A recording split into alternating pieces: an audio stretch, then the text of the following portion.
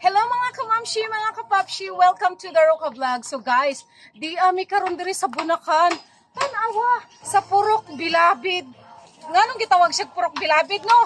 Kay perti kadaghang bilabid. Tanawa guys. Perti kadaghang bilabid. Pag tuo nako wala nay basnig, naa pa nay basnig.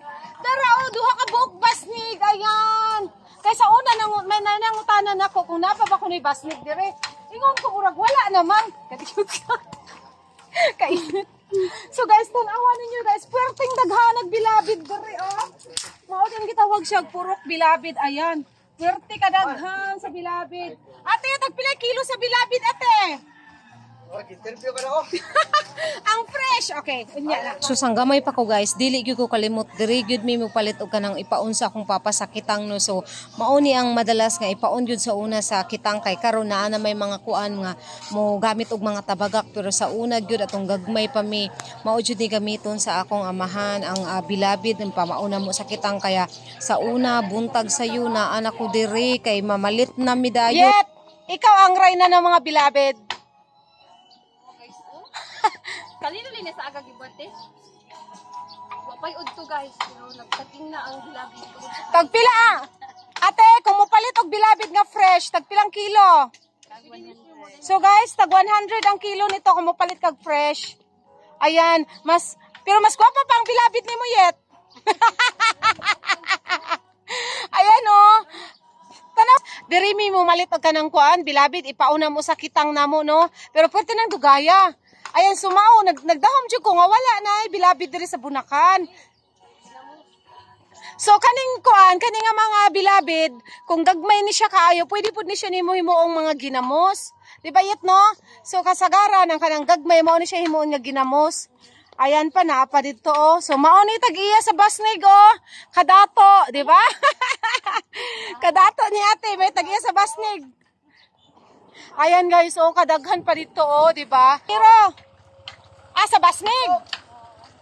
Unya ikaw, nano ka man, nano ka sa basnig? Manugat lang. So, yeah, kamo nga yan ang kuha sa basnig, mga master sa basnig. Tigluto. So, ang mga basnigan niya, pila ka adlaw sa dagat ya?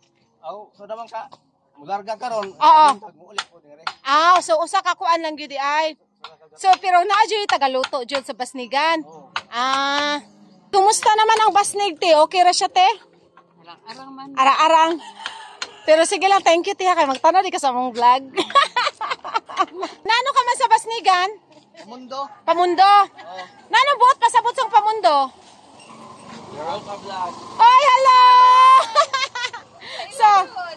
So mao ni siya kuan kanang gihimo nila pud nga ginamos.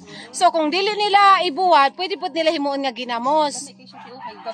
Oo.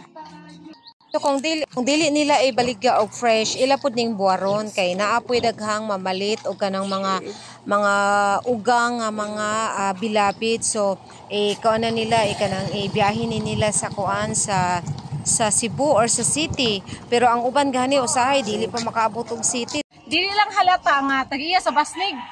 Pati datoa. So basta tagiya ganig mga basnig, mga dato jud no.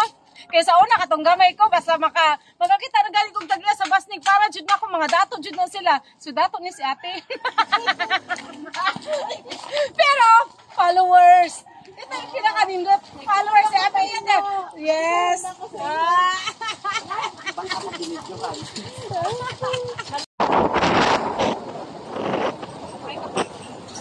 Hello kapapshi.